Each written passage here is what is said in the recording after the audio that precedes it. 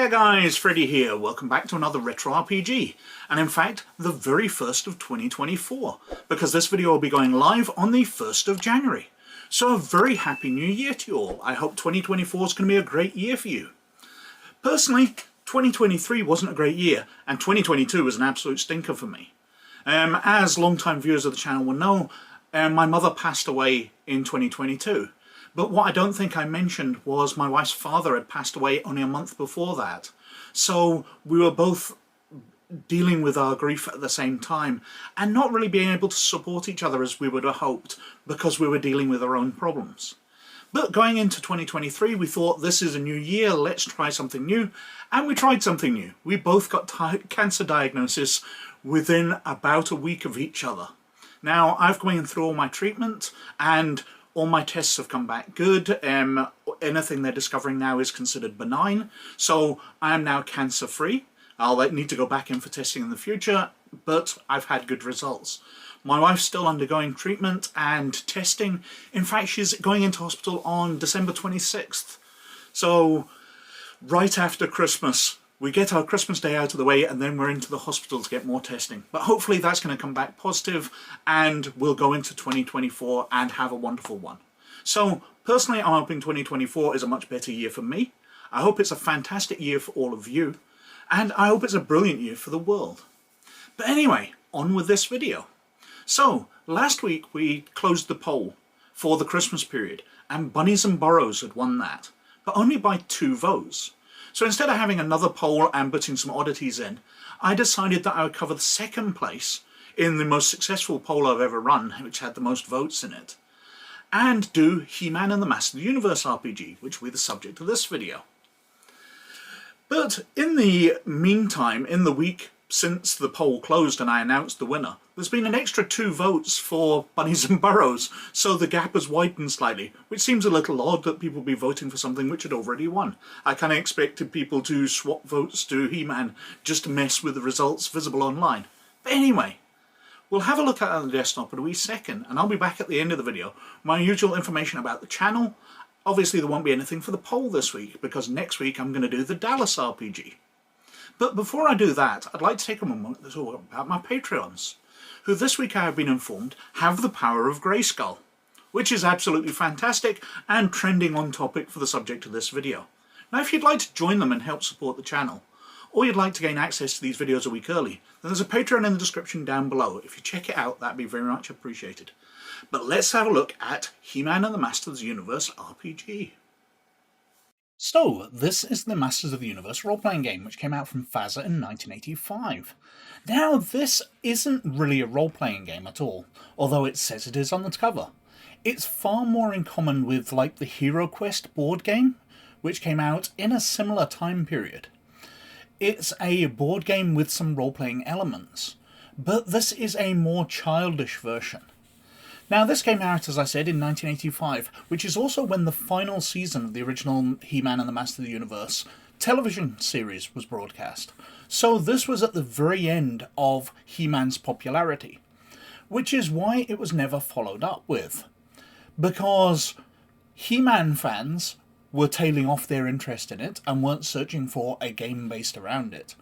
And fans of FASA, who were playing Star Trek and Doctor Who and going on to playing things like Shadowrun, Earthdawn, etc., weren't looking for a kids' cartoon-based role-playing game.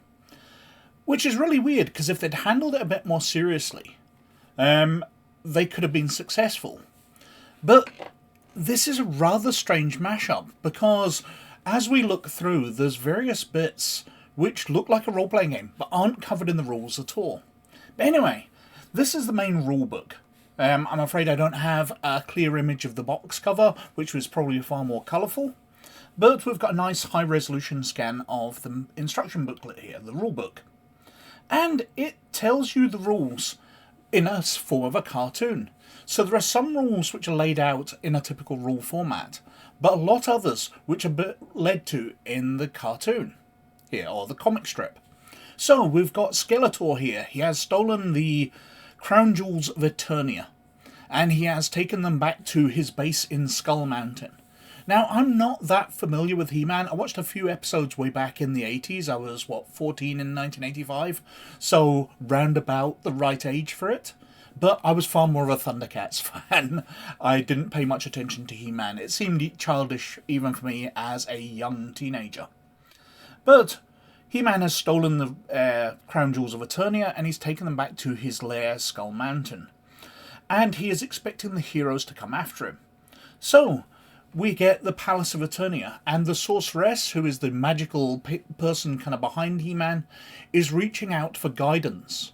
So they seek out somebody from across the multiverse who knows a lot about Eternia and the world of it.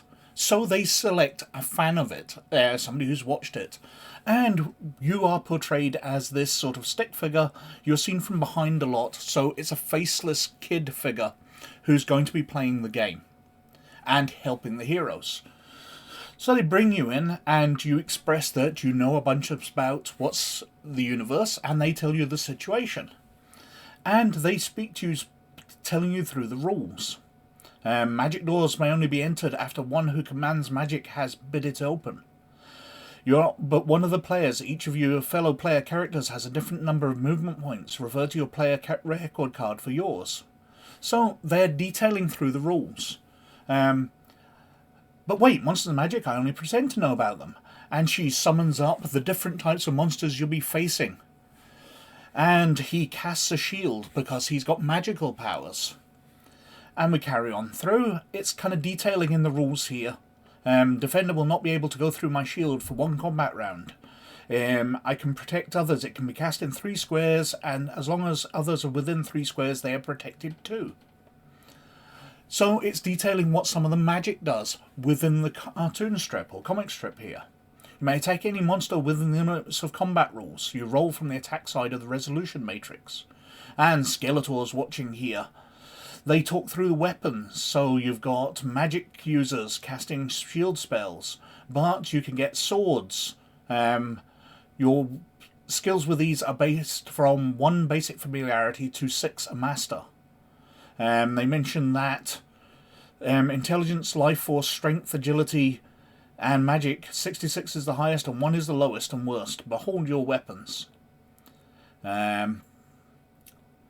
They go through talking about the different weapons. A sword and all blade weapons do 12 points of damage, but you can only attack the square next to you. Skill with a pistol is used whenever one-handed fire weapons are used, and target is in clear view. They have unlimited range and do 16 points of damage. Two-handed firearm can use your rifle skill, do 24 points of damage. You have to have clear view of that as well. The club hand weapon skill does 8 points of damage, and martial arts, boxing and wrestling skills, 4 points of damage can be done to a target next to you. And then you see the portals where things will come in magically as you explore. They fight a monster, explaining the basics of combat, and then we've got the encounter tables. So as you move around the map, you're going to be encountering things, and you're rolling whether you get an encounter, whether you get attacked by spiders or robots, or character encounters. So you can be going up against Skeletor himself, or Evelyn, or Beastman. Special encounters, monster tables, how to cast spells. You say which spell you're about to cast and cross off the correct number of magic points on your record sheet and roll 1 die. And then we've got the combat table. It explains how you add and subtract various things to your dice roll, and then you roll on this resolution table. So you're, as an attacker, if you've got a sword, you're getting a +2. If you're flying, you get a -2. And various different options. So you're rolling your dice, adding or subtracting those amounts, and coming up with a hit or a miss, or Z, which is the attacker misses, drops his weapon, and inflicts damage to himself according to his weapon type. So you can hurt yourself if you do particularly bad. We go back to the cartoon, and we have things like the Blast Jewel, explaining how your magic plus intelligence score added together leads to a skill level modifier to use them. Carrying on through different types of monsters, spiders, Zuva Rex, the Swamp Monster, and then Trapjaw, Skeletor, Beastman, Merman, Evelyn, and Whiplash. And then we've got the rules summary. So you lay out the board, assemble your playing pieces. Your goal is to locate the crown jewels of Eternia, hidden somewhere in a blue star square, and then escape through the front door.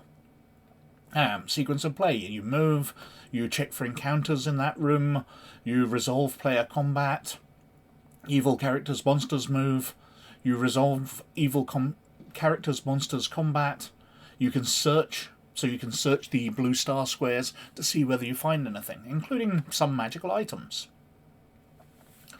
We've got talking about the encounter tables, how the combat works. We've got the weapons table, so as we said, swords do 12 points of damage. We've got different costs for the spells and what their effects are. We've got a guide to what happens. So on each room, you can get a different encounter. So in Evelyn's magic room, you will only encounter Evelyn only if she's already not on the board. If she's on the board elsewhere, then she can't reappear. And what kind of treasure you get, whether you're selecting a blue, you're finding something in the blue star, you're finding an ordinary sword, hand weapons, etc. You can find different things in the different rooms on the map. And the encounter tables again, and then we've got the stats for the different monsters. So the spiders have 10 life force, 2 movement points, 4 base damage, and a +2 attack skill. We've got Skeletor's robots, Gorman, Playmodon, Zuva Rex, swamp monsters, and then we've got Skeletor himself. Now the really weird thing I find is how little the attributes come into it. As it said, it's between 1 and 66 they can be, so 2d6. But really the only place I can see where I was looking through them were those blast gems, where you're adding 2 of the attributes together and then coming out with the plus or minus that you're applying to combat. So everybody has the stats, they've got skills, they've got magic spells, they've got all their magic points, and lots of information about them. This is really quite fleshed out for a game which doesn't use any of that, but we will come to why that is in a little while. Anyway, we've got Skeletor, Evelyn, Beastman, Trapjaw, Whiplash, Merman. It talks about how the evil characters will act intelligently because there's no games master. You can play this one player if you want, but there's no games master, but it is asking you to be honest that you choose the best options for the monsters when they're attacking. And then we have the final page of the rulebook, and it's them flying away. It explains that you choose one of the heroes. And the hero character sheets. Oh, let me just open that up. So, we've got the character sheets. So we've got He-Man, Strength 66, Agility 51, Intelligence 53, Life Force 61, Magic 21. His skills, not quite sure why he has animal riding. That doesn't seem to come into the game at all. But, as I said, this does seem like it was being set up to be fleshed out some more. Life Force points, his special abilities, his Strength, bare hand damage 8, can crush and hold just about anything. He's got a magic sword, can deflect any direct magic with a success roll of 7 or better on 2 dice. And we've got Man-at-Arms, we've got Teela. Carrying on through, we've got Orko, Fisto, and Ram-Man. Now, these all had standalone cardboard cutouts to use on the map. And they are scaled for the size they are on these images. So my memory of Orko is that he was quite small. He was a sort of impish character. But the cardboard cutout makes him absolutely hulking. He's way bigger than everybody else. Look at the size of Orko compared to Fisto there. And what else we got? We've got the game board. So as I said, there's various squares on here. The red star squares, if you can make them out up in the top corner here, are where monsters appear. So every time you are rolling as moving around the rooms, that's where monsters will appear. But we've got other squares, the blue squares, there's one down here, where you search for treasure. And you are trying to get to a blue star square, find the treasure of Eternia, and then escape out of the front door over this side of the map. And that's kind of it. It's like a cut-down hero quest, where you are starting and moving around, searching for treasure, etc. But these things don't carry on between games. There is only one mission, which is to return the crown jewels. It's not like Hero Quest, where you had a blank board and you set out the furniture and the monsters and had different missions, different doors led to different rooms, etc., etc. So you had a very large variety of missions to take part in. This is just one mission over and over again. And one of the things I find entertaining is we've got this oops. We goofed on the magic spells. When you read over the character record cards, you will find that the spells listed do not appear in the magic spells table. These are spells for the advanced version of the Masters of the Universe game and not used in this game. Masters of the Universe Advanced Role-Playing Game should be released in the fall of 1986. To make sure you're informed of the release of the game, fill out the form below and mail it to us. Because that was their plan. They were bringing out the board game for the kiddies. And then they were going to bring out a more advanced version which utilised all the attributes and skills and things which are no point being in this game. But you'll be able to take those characters onto a more advanced role-playing game. So this would be an introduction to role-playing. But as I said, this was of no interest to Master of the Universe viewers. It was just a kind of simple board game, wasn't really hooking them in. And the fans of FASA weren't particularly interested because it was a kid's game. So you had this double area of people not really being interested in the game. So there was no reason for them bringing out the advanced role-playing game later. So sadly, we never got to see what they were going to do with this. And I've never even seen anything leaked which says, you know, this was what we were planning. Because this is so long ago now. So that was the He-Man and the Master of the Universe RPG, which isn't really an RPG. And in fact, we're going to be looking at that a bit further on Friday in our rules breakdown video, where I look through the rules which exist, and I make some speculation on how the other parts of the game might have worked, because we are given the skills and attributes there, so we can draw some conclusions from that. Now, normally at this point in the video, I'd be going through the poll, but obviously I covered that last video when Bunnies and Burrows won. And I would be going on to the next poll. But next week I'm going to be covering the Dallas Televisual RPG, because I received so much feedback about it while the poll was open. Lots of comments, lots of emails, lots of private messages, just people absolutely intrigued by this RPG which just really doesn't seem to that it should exist. So we'll be having a look at that next week, and starting the usual routine after that with a poll and making videos about the winners of that from then on. On the channel related news, well, I've been doing my usual releases through DrivethruRPG. There's been some Christmas related ones and just some other support for Shadow Dark and Dungeons & Dragons and other games. If you check it out, there's a link in the description down below. And of course, all my publishings are made available through a shared Google Drive to patrons of Librarian or Laird status. If you want to join that, then there's a link to that in the description down below. Over on RPG Gamer, I've been working my way through the Vader comics. I've been about 6 months behind, so I've had 5 issues of that to catch up on. And as usual, it's quite interesting ideas, although sadly disappointing often. But I've got my reviews on there, and I've been statting it out for the old West End Games D6 system on the site. So if you're interested in that, check it out on rpggamer.org. But as usual, I think I've been wittering on for quite long enough, so thank you very much for watching, and have a fantastic new year and 2024. And I'll catch you later. Bye now.